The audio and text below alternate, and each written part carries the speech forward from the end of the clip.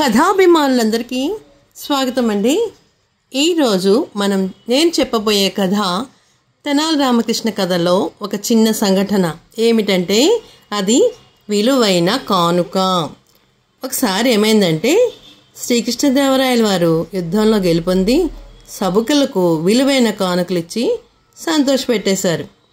ఆ రోజు ఎక్కువగా పనుండి ఎక్కువగా ఎక్కడికో తిరగవలసి వచ్చి రామలింగడు సభకి రావడం ఆలస్యమైంది. అందరూ చూస్తున్నారు. అందరూ కూడా విలువైన కానుకలు అందరూ తీసేసుకుంటున్నారు. కానీ రామలింగడు ఆలస్యంగా వచ్చాడు. వస్తే అప్పుడు ఏమైందంటే, హలో తెనాలి రామకృష్ణ కథలు వింటున్నారా? మరి అప్పుడు ఏమైందో తెలుసా? అతను వచ్చేసరికి మొత్తం వస్తువులన్నీ అందరికీ పంచిపెట్టేశారు. మరి ఆ సమయంలో రామలింగ వచ్చేసరికి ఒకే ఒక వెండి గిన్నె మాత్రమే అక్కడ మిగిలింది. ఇంకా చివరగా ఎవరొస్తే వాళ్ళకే కదా. అందుకు రాయల వారు ఏం చేశారంటే ఆ గిన్నెని ఇచ్చారనమాట. ఇస్తే అలా మరి నా కథలు మరి ఆ రామలింగడు ఆ గిన్నెని ఒక్కసారి కిందకి పైకి పరిశీలించి చూశాడనమాట. దిగ్గజాల కవులో ఉన్న వాళ్ళందరికీ కూడా కొంతమందికి బంగారు హారాలు ఇచ్చాడు, కొంతమందికి వజ్రాల ఉంగరాలు ఇచ్చారు, కొంతమందికి తలకు ముత్యాలు పొదిగిన విలువైన తలపాగాలున్నాయి. అందరికీ అన్ని రకాల విలువైన వస్తువులు అందరూ తీసేసుకున్నారు.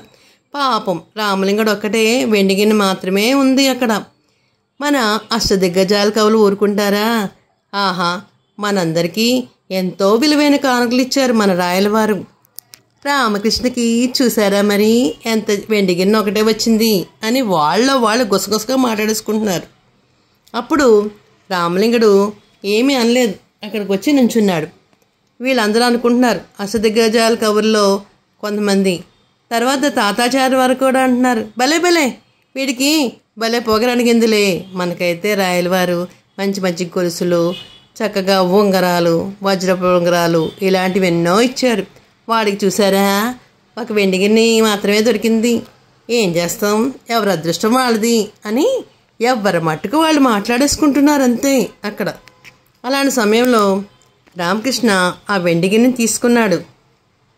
రాయల వారి దగ్గరికి వెళ్ళి ఏమంటున్నాడంటే, మహారాజా, గతంలో నాకు ఎన్నో విలువైన బహుమతులు ఇచ్చారు.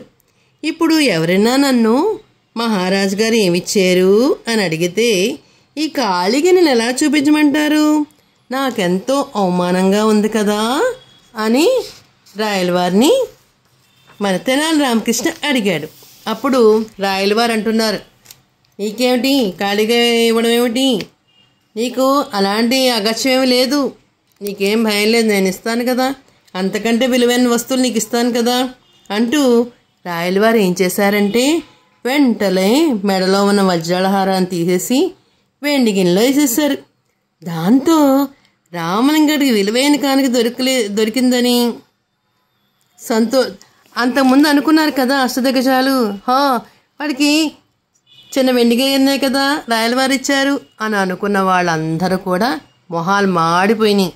రాయలవారు అంత విలువైన కానుకని మన రామలింగకి ఇచ్చేసరికి అమ్మో ఎంత గొప్ప కానుక పట్టుకెళ్ళిపోతున్నాడో మన రామలింగ కవి, అందరికంటే గొప్పవాడు, తెలివైనవాడు అని అనుకుంటూ వాళ్ళు పాపం ఈర్ష్యాద్వేషాలతోని బాధపడిపోయారన్నమాట.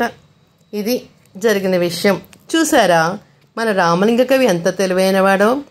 మరి మరొక చిన్న సంఘటన ఏమిటంటే తలపాగా. ఒకసారి శ్రీకృష్ణదేవరాయలు పక్క ఊరిలో ఏదో వేడుకలు సంబరాలు జరుగుతుంటే చూడడానికి బయలుదేరారు. దారిలో కాలక్షేపంగా ఉంటుందని ఆయన ఒక్కడే వెళ్తే ఏం తోచదు కదా, మరి మన రామలింగ కవిని కూడా తనతో పాటు రమ్మన్నారు. ఇద్దరు కలిసి 2 గుర్రాల మీద బయలుదేరుతున్నారు. అలాంటి సమయంలో ఏం జరిగిందంటే, అప్పుడు రాజులు ఎక్కడికైనా వెళ్ళినప్పుడు ఏం చేస్తారు, చక్కగా తలకి మంచి తలపాగా పెట్టుకుంటారు. శ్రీకృష్ణదేవరాయల తలపాగా చాలా బాగుంటుంది. వజ్రాలతో, ముత్యాలతో, పగడాలతో తయారు చేసి ఉంటుంది. అలాంటి సమయంలో రామలింగ కవి తలపాగా ఎలా ఉందంటే రంగు వెలిసిపోయింది, చిరిగిపోయింది. అలాంటి తలపాగని రామకృష్ణ కవి వేసుకున్నాడు. అది చూసిన రాయలవారు, రామలింగ, నువ్వు ధరించిన తలపాగా పాడైపోయింది, దాన్ని తీసి పారేసి కొత్త తలపాగా కొనుక్కో, అందుకు ఎంత ఖర్చు అయితే అంత ఖర్చు నేను నీకు ఇస్తాను, మొత్తం నా దగ్గర తీసుకో, దానికి సరిపడా డబ్బులు ఇచ్చేస్తాను నీకు నేను అని చెప్పారనమాట. చెప్పేసరికి రామకృష్ణ ఇలా అంటున్నాడు, మహారాజా, మీ అభిమానానికి కృతజ్ఞుణ్ణి, కానీ దీన్ని వదిలి వెళ్ళడము నాకు ఇష్టం లేదు. పైగా ఈ తలపాగాతో నేను ఎన్నో రకాల పనులు చేశాను, ఎంతో చక్కగా చేశాను, కానీ మీ తలపాగాతో మీరేమీ చేయలేదు. కావలిస్తే పందెం వేస్తారా అన్నాడు రామలింగడు. అతని మాటలకి రాయలవారు ఎంతో ఆశ్చర్యపోయారు. అయితే నీకు నాకు పందెం, నువ్వు చెప్పింది నిజమని నువ్వు రుజువు చేస్తే నీకు 100 బంగారు నాణాలు బహుమతిగా ఇస్తాను అన్నారు మన రాయలవారు. ఈలోగా అక్కడ ఒక వంతెన వచ్చింది. రామలింగడు వంతెన రాగానే తన తలపాగని తీసి నదీ ప్రవాహంలో విసిరేశాడు. ప్రభు, చూడండి, నా తలపాగాని విసిరేశాను, మీరు మీ తలపాగాని విసిరేయండి అన్నాడు. రామలింగడి మాటలు వెనుకున్న అంతరార్థం అప్పుడే రాయలవారికి తెలిసింది. నేనెందుకు వేస్తాను? ఇది రత్నాలతో ముత్యాలతో ఎంతో బాగా తయారైన నా తలపాగా, నేను దీంట్లో నీళ్ళలో విసిరేయనే అని మన రాయలవారు చెప్పారు. అన్నట్టుగానే ఈ పందెంలో నువ్వు గెలిచావు, కాబట్టి నీకు బహుమతి ఇవ్వాల్సిందే అని రాయలవారు చెప్పారు. అప్పుడు రామలింగ కవి అంటున్నాడు, మహారాజా, నేను పందెం గెలవడమే కాదు, మీ ఆజ్ఞను శిరసావహించి తలపాగనే నీళ్ళలో పడేశాను, కాబట్టి మీరేం చేయాలంటే నాకు కొత్త తలపాగా ఇప్పించవలసిందే అన్నాడు. రామలింగ, నువ్వు చాలా తెలివైన వాడివయ్యా, సరేలే, అలాగే కానిద్దాం అన్నారు రాయలవారు నవ్వుతూ. చూసారా మరి, తెలివిగా మన రామకృష్ణ కవి తన పాత తలపాగాను పడవేసేసి కొత్త తలపాగాను రాయలవారి చేత కుట్టించుకుని మళ్ళీ వేసుకున్నాడు తలపాగాని. పైగా 100 బంగారు నాణాలు కూడా బహుమతిగా పొందాడు. ప్రతి మనిషికి తెలివితేటలు ఉంటే ఉండొచ్చు, కానీ మన రామలింగలాగా అతి తెలివి, వికట కవి అని పేర్లు ఎందుకే వచ్చాయి మరి? అమ్మవారి ఆశీర్వచనంతో ఆయన ప్రసాదం తీసుకున్నాడు కదా, అందువల్ల అతనికి వికట కవి అని పేరు కూడా వచ్చింది. ఎంత చక్కగా ఉన్నాయో చూసారా పిల్లలు? మరి తెనాలి రామకృష్ణ అంటేనే నవ్వు, సంతోషం, ఆనందం కలుగుతాయి.